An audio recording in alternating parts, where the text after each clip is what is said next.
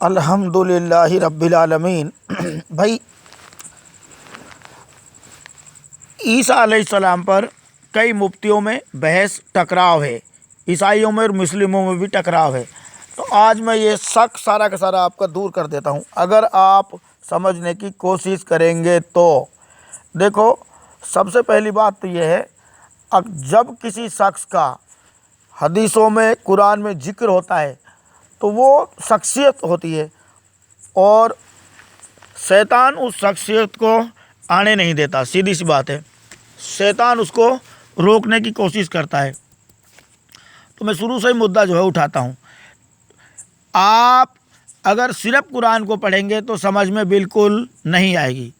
अगर आप बाइबिल को भी साथ लेके चलेंगे, कुरान, बाइबिल और हदीस, अगर तीनों की रोशनी में देखेंगे तो बिल्कुल साफ साफ समझ आ जाएगी। देखो, पहली बात यह है, माँ मरियम अलैहिस्सलाम पे, कुंवारी पे ईसा हुआ, ठीक है। लोगों ने बुरा भला कहा, सबको पता है। तो जो पहले की किताबें थी उनमें डिटेल थी कि अब एक कुंवारी गर्भवती होगी और जो लड़का जनेगी, ठीक है भाई। अब जैसे आज मसला चल रहा है, मामला चल रहा है, ऐसे ही उस टाइम चल रहा था। अब माँ मरियम बीच बीच में जो है बताती कि भाई मेरे पास कोई नहीं आया। साबित हो गई, माँ मरियम कहती रही, लोगों ने नहीं माना, लेकिन साबित हो गई ये बात। माँ मरियम ने सारी सच्चाई बता दी कि मेरे पास कोई नहीं आया। तो भाई, अब जैसे आज हदीसें चलती हैं कि दज्जाल निकलेगा भाई, दज्जाल का खात्मा करेंगे मरियम के बेटे ईसा, ईसा का नजूल होगा, मरियम के जरूर, तुम में जरूर ईसा इब्ने मरियम नाजिल होंगे, ठीक है ना भाई। तो ऐसे ही पहले थी कि अब एक कुंवारी गर्भवती होगी और जो लड़का जनेगी। Very simple. जब ये हदीस चली तो ईसा ने कहा कि भाई वो तो मैं हूं। ऐसा नहीं है कि 3 दिन को बोलो हुए, मैं पहले भी वजाहत कर चुका हूं।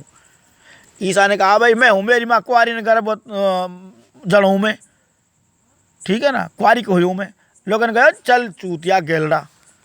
जैसे आज मैं कहूँ तुमसे मैं ईसा अलैहिस्सलाम हूँ, तुम कहो चूतिया साला, आसमान पे ईसा तो है ना। बल्कि अल्लाह ने कहीं नहीं कहा कि हमने ईसा को आसमान पर उठाया, बल्कि ये कहा कि हमने उसको छिपाया है। रफ़ा उल्ला इलेही, अल्लाह ने उसको छिपाया है अपनी वसी अकल से। उसकी मैं वजाहत करके आपको कई बार बता चुका हूँ किस तरह छुपाया, बताऊँगा। और तो मेरे भाई, फिर ये भी थी कि ए तलवार मेरे ठहराए हुए चरवाहे के विरुद्ध चल जो मेरा सो जाती है। आपको कुरान से पहले बाइबिल पढ़नी पड़ेगी, तब ईसा की बात समझ में आएगी, ठीक है ना। अब आप जाहिर के खिलाफ बोलेंगे तो भाई जावेद घमंडी साहब भी कहेगा कि भाई आसमान पे, और हिंदू लोग भी कहेंगे भाई आसमान पे तो नपस रहती ही नहीं है। और सच है, आसमानों पे नपस नहीं रहती, ये ध्यान रहे। नपस तो ज़मीन के ऊपर रहती है भाई, ठीक है ना। ये तो तुमको भी पता है कि जब दादा आदम नबी अलैहिस्सलाम का पुतला बनाया था ज़मीन पे, ये और बता देता हूँ, मिट्टी, पानी, हवा और सूरज की गर्मी से पुतला बना के जो रूह आसमानों पर थी वो डाली थी यहाँ, ठीक है ना भाई।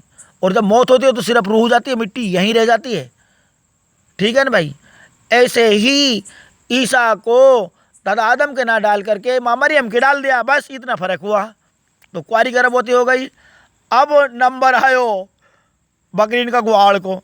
दरअसल वो पहले से ही हमशक्ल था। ए तलवार मेरे ठहराए हुए चरवाहे के विरुद्ध चल जो मेरा सो जाती है।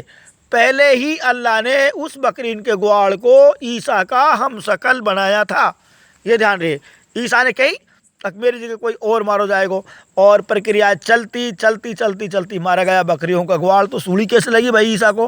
माँ कतलहू माँ सलबू, ना ही किताल हुआ और ना ही उसको सूली लगी, मौत आई। बल्कि अल्लाह ताला ऐलान करके कह रहा है कुरान में, रफ़ा उल्ला इलेही, अल्लाह ने उसको छिपाया।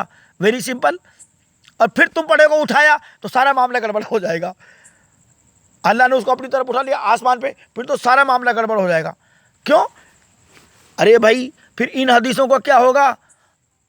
अभी मैं पहले तो बाइबिल से बताता हूँ।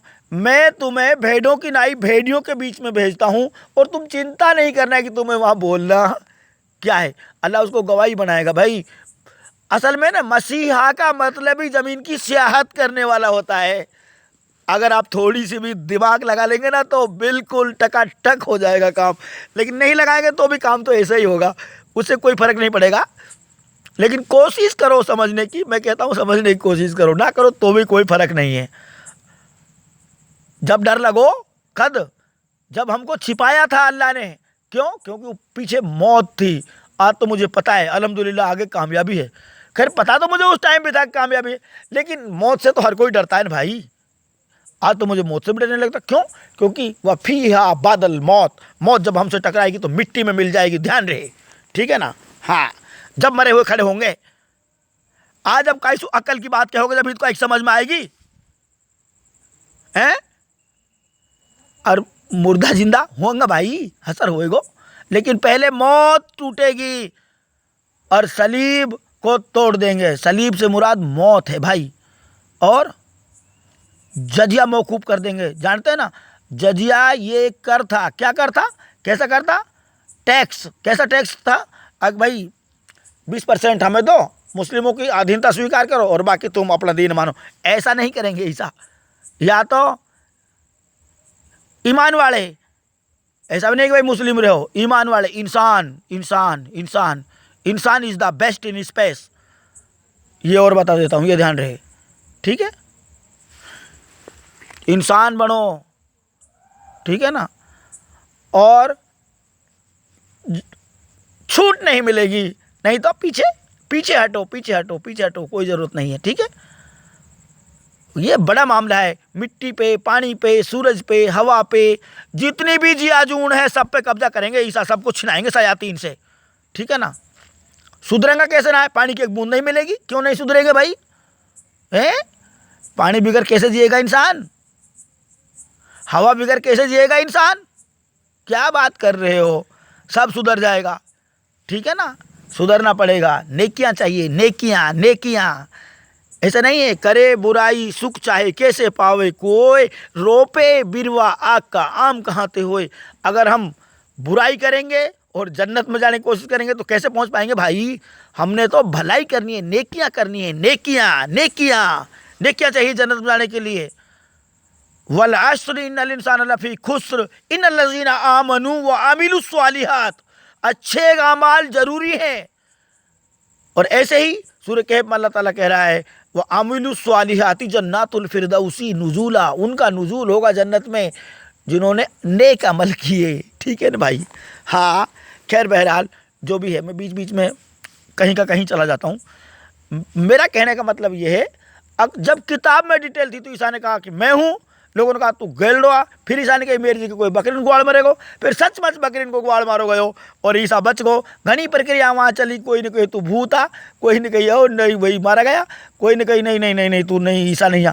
फिर पता पड़ ही जाता है जब वो जिंदा था तो उसने कहा भाई भूत के जो है साया का हाथ नहीं लगता, ये हाथ लगा के देख, ये रोटी खाई। फिर यरूशलेम वासियों ने ईसा को दमिश्क की तरफ विदा किया।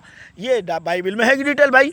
पौलुस ये कहता है कि कम से कम 500 आदमी मौजूद थे जब ईसा को यरूशलेम से दमिश्क की तरफ विदा किया। और अल्लाह का रसूल कहता है जनाब मोहम्मद रसूलुल्लाह सल्लल्लाहु अलैहि वसल्लम अब भाई जो है मरियम के बेटे ईसा दमिश्क पे आएंगे, वेरी सिंपल। और फिर मरियम के बेटे ईसा खाना कबा पाएंगे और फिर लास्ट में अक्सर लजीब आएंगे। खैर बहरहाल वो घूमता हुआ है ज़मीन की सियाहत करने वाला। और मोटो सो एडियो यू भी है, अगर भाई शयातीन को पीटने के लिए शयातीनों से ज़्यादा सजदे करने पड़ेंगे, आमाल बनाने पड़ेंगे, अमल से पीटेगा शैतान। दज्जाल जो है, दज्जाल क्या है?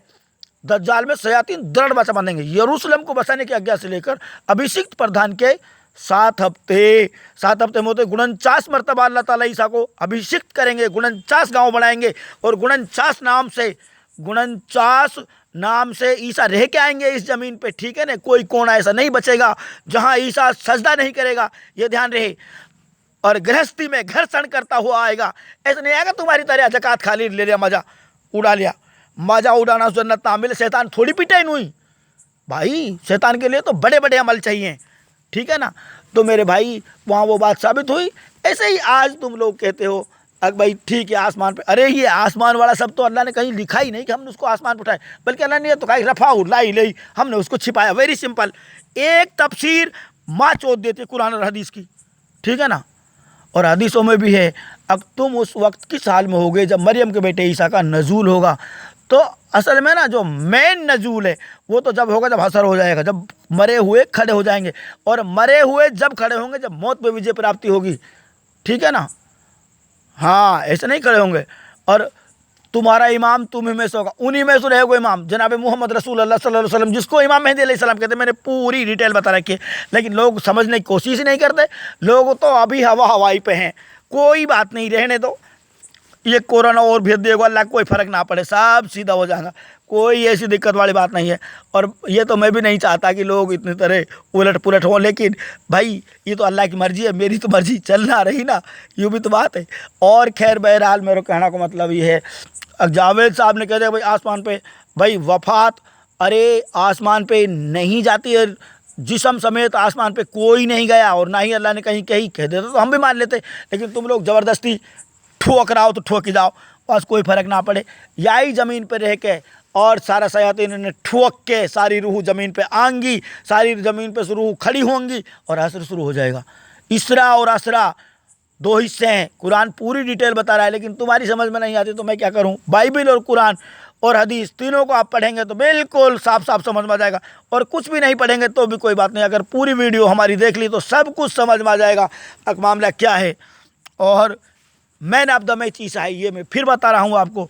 और ये जो दो रूह हैं जनाब मोहम्मद रसूलुल्लाह सल्लल्लाहु अलैहि वसल्लम और ईसा नबी अलैहिस्सलाम, सबसे पहले अल्लाह ने ईसा को चुना, सारे अम्बियाओं से शपथ ली अब भाई ये मेरी चुनी हुई रूह। और पूरी कायनात और मखलूक में जो ईमान वाले थे सबसे अल्लाह ने ये ऐलान किया, ऐलान तो पूरी कायनात और मखलूकों में किया था कि मैं इस इंसान को बेहतर बना दूंगा, इंसान को बेहतर बना दूंगा, और इंसान की तरफ से सुना ईसा को। तो मेरे भाई वहीं पे जो है आसमानों पे जो रूह से ही ले लिया गया था, और मेहदी अलैहिस्सलाम अल्लाह ने वहीं पे चुन लिया था, जिसको जनाब मोहम्मद रसूल अल्लाह सल्लल्लाहु अलैहि वसल्लम कहते हैं, ये ध्यान रहे, ठीक है ना। और हुआंगा काई का बाप सुबीना रुका, और रुका तो भाई तुम पर रोक लो, अगर इतनी तार पे ताकत है अगर तुम रोक सको तो रोक लो, इसमें क्या है, हैं? और बाकी तुम्हारी मर्जी है मेरे भाई, मैं तो एक इशारा कर रहा हूँ, सब कुछ बताया मैंने, सब कुछ बताया, कुछ भी नहीं छोड़ा है, कुछ भी नहीं छोड़ा है। बस मुफ्ती एक काम करें, अब उठाना छोड़ कर छिपाना पा जा, सट समझ में आ जाएगी बात। अगर उठाना छोड़ कर छिपाना पा जा, और सेहत का मतलब कसरत करने वाला, ज़मीन की कसरत करने वाला, इस पे आ जावा तो सब कुछ समझ में आ जाएगा, एक एक हदीस वाज़ेह हो जाएगी। अब पहले दमिश्क पे, फिर खाना काबा पे गोया वो रुआ बिन मसूद है, और फिर अक्सर लजी पे, ठीक है ना। और अक्सर लजी जो है वहाँ नहीं रहेगी, ये ध्यान रखना, यरूशलेम में अक्सर लजी हिंदुस्तान में होगी। अक्सर लजी जो है खाना काबा वो घूमता फिरता हुआ खाना काबा है, जिसको ताबूत सकीना कहते हैं। जैसे ईसा घूम के आए ऐसे ही ताबूत सकीना, सब कुछ मैंने क्लियर बताया है, फिर भी तुम्हारी समझ में नहीं आए तो मैं क्या करूं, है।